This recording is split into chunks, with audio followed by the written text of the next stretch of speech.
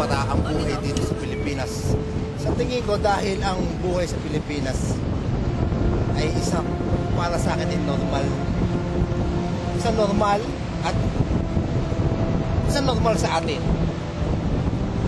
What you mean specifically?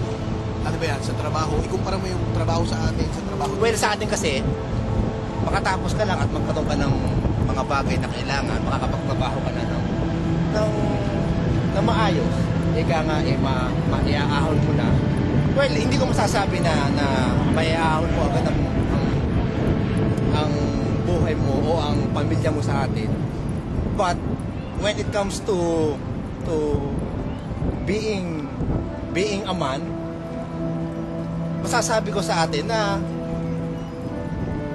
simple at hindi mo simpleng buhay lang ang meron tayo sa Pilipinas kaysa sa dito. So, ano ang malaking dahilan na nagtulak sa iyo para pumunta rito sa London? Sa tingin ko, ang isang malaking dahilan na nagtulak sa akin ay ang bayahon ko, ang pamilya ko sa hirap. Yan bukod pa dun sa pangarap ninyong magkaibigan, sabi mo nga.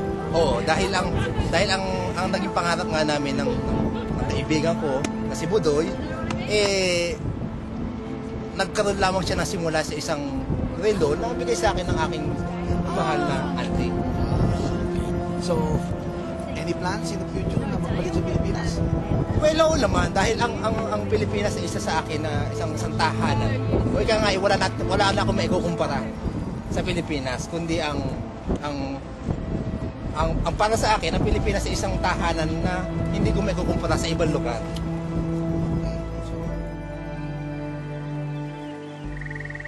Pangingibang lupa.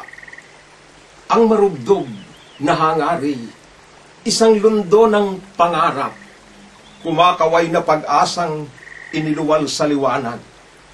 Nasa dakong malayo raw ang adhikang hinahanap, sukdang puso'y mangulila at dalawin ng bagabag.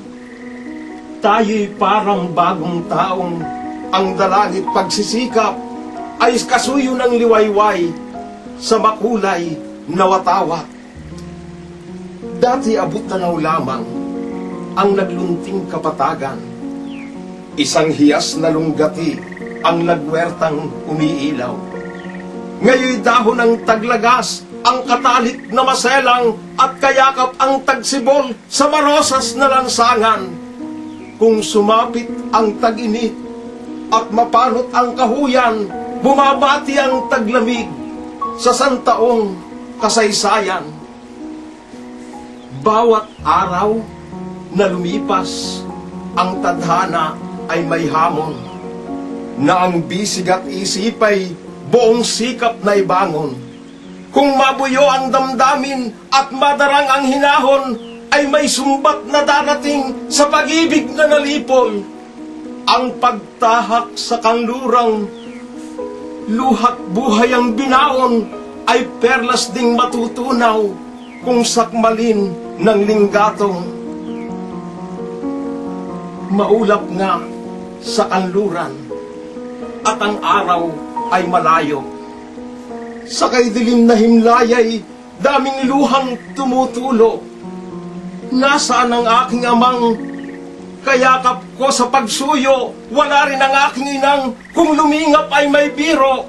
Ang kapatid, kaibigan, kamag-anak at kasuyo, ang asawa, mga anak, parang bulang nangaglaho. Mga buntong hininga ko'y naglalagos sa silangan.